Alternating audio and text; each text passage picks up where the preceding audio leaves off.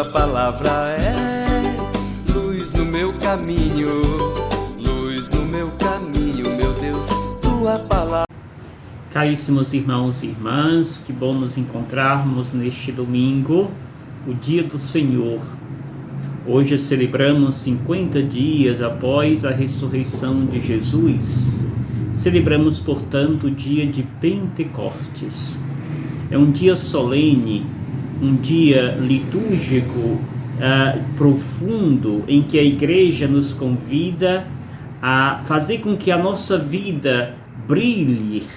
Não o brilho no sentido humano, egoísta, mas o brilho no sentido de que o rosto de Deus deve brilhar, aparecer em nosso coração. Pois o Espírito Santo de Deus é a força que nos move, é a força que nos impele para propagar e anunciar a boa nova de Jesus Cristo. Pentecostes é uma festa antiga, chamada Festa das Tendas. Era uma festa de agradecimento, que o povo agradecia pelo fim da colheita e voltava a Jerusalém para apresentar os frutos da terra. Depois, no século I, esta festa ela é transformada em uma festa também de agradecimento pela lei, a nova lei, a lei divina, a lei mosaica.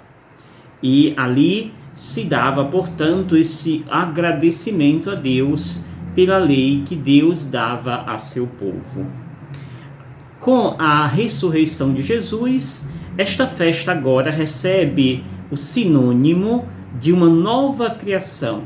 Agora, o protagonista desta festa é o Espírito Santo, aquele que vem ao encontro do seu povo, que desce ao encontro do seu povo e faz com que a comunidade que estava acomodada, amortecida, reaviva e tem agora um novo ardor e passa a ser esta protagonista daquilo que o próprio Deus prometeu, que enviaria o Espírito Santo sobre os seus discípulos, sobre o seu povo.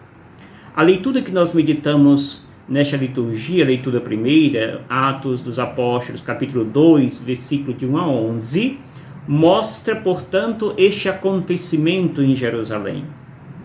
Os discípulos estavam reunidos em um só lugar, diz o texto, e de repente, eis que vem uma forte ventania. O Espírito Santo aqui é representado por esta ventania e pelas línguas de fogo. A ventania invade o lugar onde se encontram. E de repente esta ventania se transforma em uma língua de fogo que se divide e pousa sobre cada um dos discípulos. E quando os discípulos então são tomados, invadidos por esta ação do Espírito Santo de Deus, eles começam a agir como Deus, ou seja, a assumir as ações que Deus fazia. Sim, quando nós estamos revestidos do Espírito Santo de Deus, as nossas ações não podem ser diferentes daquelas de Deus. É Ele que age em nós. É assim que age também o discípulo de Jesus ao serem imbuídos desta força divina. Também quando Moisés recebeu as tábuas da lei, o texto do Antigo Testamento vai dizer que aquele espaço onde se encontrava é invadido por uma forte ventania e por língua de fogos. Ou seja, aqui é concretizado como sendo uma nova lei apresentada ao povo de Deus. O Antigo Testamento recebeu a lei de Moisés. Agora, o povo da nova aliança recebe esta nova lei, tendo como protagonista o Espírito Santo de Deus. E agora, aqueles que estão cheios de Deus no Espírito Santo, estes começam a falar novas línguas, ou melhor, falar língua que o povo entendia. Não é nada de glossolalia, como aquelas coisas que algumas pessoas em nossa igreja até usa como a glossolalia, falar em línguas, língua que ninguém entende, que dizem ser língua do Espírito. A língua do Espírito Santo é clara e nítida, onde todos entendem na sua própria língua. Ou seja, ali não existe um preconceito por pessoas pertencerem a religiões, a crenças diferentes, mas todos são trazidos para o meio. E todos são respeitados na sua cultura, respeitados em sua própria lei. E de fato, isto é tão nítido que todos entendem o que os discípulos comunicam na sua própria língua. E ali causa uma admiração destas pessoas que entendem agora que Deus fala para eles, independente da religião, da fé que professam. A língua que eles escutam é uma linguagem muito clara e muito nítida. Não é essa coisa de glossolalia, como fala Paulo.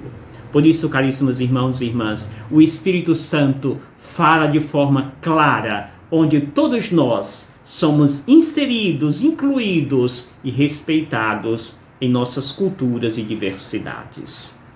O evangelho que nós meditamos neste domingo, o evangelho de João, capítulo 20, versículo 19 ao 23, mostra esta liturgia do Pentecostes. Diz a primeira parte do texto, que vai estar dividido em 3, a primeira parte nos ensina e nos ajuda a rezar, olhando para a comunidade discipular, como ela se encontrava. Era uma comunidade que estava, digamos, refugiada. Era uma comunidade que estava perdida, envolvida no seu medo e na sua, digamos assim, no seu refúgio neles mesmos, onde não conseguiam sair daquele lugar, daquela sala, daquele espaço, por medo das perseguições lá fora. Quando chega Jesus, que os encontra desta forma, atados e sem poder sair por medo de tudo e de todos, Jesus então entra neste lugar que as portas se encontravam fechadas, anuncia-lhes o que faltava para aquela comunidade: a paz. A paz esteja convosco. É este shalom que Jesus transmite para esta comunidade que estava perdida no seu próprio medo. E aqui Jesus anuncia-lhes a paz e diz que quando a paz ali chega e é acolhida por seus discípulos, eles são tomados de alegria. Sim, eles reconhecem que necessitavam desta paz. E a paz é trazida e anunciada pelo Mestre. A paz esteja convosco. Esta primeira paz provoca neles a alegria, a libertação daquele medo. E agora estão revestidos desta presença de Jesus. Segundo, diz então que a segunda paz que Jesus dirige a eles é a paz do envio. Jesus diz: a paz esteja convosco. Como o Pai me enviou, também eu vos envio. Depois de ter dito isso, soprou sobre eles e disse: recebei o Espírito Santo de Deus. Soprou sobre eles. É uma criação nova. É uma nova criação que constitui Jesus. Lá no livro do Gênesis, Jesus, quando cria, ele pega aquela argila, sopra e ali nasce o ser humano. Aqui, Jesus sopra sobre os seus discípulos e ali acontece uma nova criação. O Pentecostes, portanto, é uma nova criação. E é nesta nova criação que nós somos chamados agora a participar. Terceira e última coisa. Agora esses discípulos que fazem parte desta nova criação, que têm consciência de que o Espírito Santo está presente no meio deles. Jesus agora diz: a quem perdoardes os pecados, eles lhes serão perdoados. A quem não os perdoardes, eles lhes serão retidos. É nesta terceira parte deste evangelho última que Jesus agora transmite aos seus discípulos o poder de fazer aquilo que ele fazia. Nós, revestidos do Espírito Santo, temos a autoridade dada pelo próprio Jesus de trazer as pessoas para junto dele, de envolver neste amor e nesta paz que ele comunica nesta nova criação. Pentecostes é isto, é amar, é perdoar, é incluir a todos nesta mesma paz que aqueles discípulos tanto precisavam, que aquela igreja estava atada, impedida de ser testemunha desta boa nova. O Pentecoste, portanto, é esta criação nova que nos envolve Jesus, nos dá uma missão.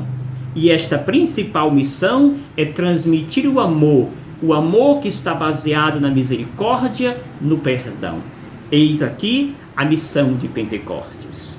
Termina esta liturgia com o dizer de Paulo na comunidade de Coríntios, 1 Coríntios 12, de 3 ao 7 e de 12 ao 13, onde Paulo vai dizer: ninguém pode dizer Jesus Cristo é o Senhor, a não ser no Espírito Santo. Sim, Jesus está dizendo, Paulo melhor está dizendo, não existe comunidade privilegiada, como alguns em nossa igreja acham que o Espírito Santo é propriedade sua, de uma comunidadezinha, de um grupozinho. Não, o Espírito Santo não é propriedade de ninguém. O Espírito Santo é de todos. E para dizer que o Espírito Santo está presente e para ter autoridade junto do Espírito Santo de Deus, é preciso passar por esse critério. E o critério para dizer que o Espírito Santo está em mim e move na minha vida é se nós acreditamos em Jesus Cristo. Ou seja, ninguém pode dizer Jesus é o Senhor a não ser movido pelo Espírito Santo.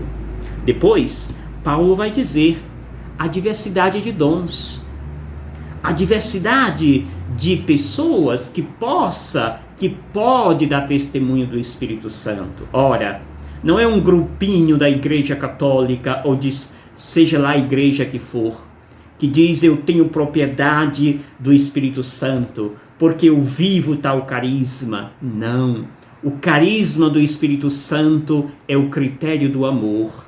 Se nós vivemos o amor, não importa a religião, não importa o grupo que eu pertença na igreja, importa que eu testemunhe o amor. É o amor que dá a autoridade desta presença do Espírito Santo. E termina Paulo dizendo, de fato, todos nós, judeus e gregos, escravos e livres, fomos batizados no único Espírito, para formarmos o único corpo. Sim, a igreja é esse corpo.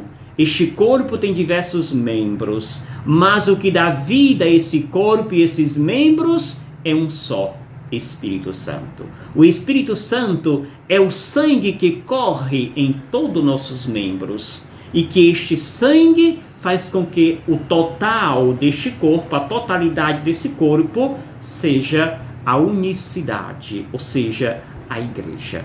Vivamos, caríssimos irmãos e irmãs, inseridos nesta igreja, sendo membros desta igreja e fazendo com que o Espírito Santo possa nos mover, nos santificar e nos restaurar cada dia. Não sejamos uma igreja esfacelada pela divisão, pela polarização que alguns na igreja ainda vivem, especialmente alguns que dizem ter posse do Espírito Santo, que vivem defendendo carnificina, que vivem defendendo presidente que defende a morte e que é aliado de um vírus. Estes grupinhos da igreja, alguns que se dizem ter posse do Espírito Santo, que fazem vigília do Espírito Santo, são aqueles que defendem uma tal autoridade que defende o vírus e que diz que bobos são aqueles que ficam dentro de casa. Irmãos e irmãs, é hora de pensar. O Pentecostes só tem sentido se você estiver aliado àqueles que são os bem amados de Jesus Cristo. Aqueles que Jesus se preocupa. Jesus não está voltado e aliado com os defensores da morte. Está aliado com aqueles que defendem a vida, com aqueles que estão lutando cada dia para dar vida àqueles que estão morrendo de fome, porque não tem sequer um prato de comida para comer. Rezemos que o Espírito Santo dê cada um de nós força, coragem, para sermos testemunho do seu amor. Em nome do Pai, do Filho e do Espírito Santo. Amém. Gratidão. Cristo ressuscitou, aleluia, venceu a morte com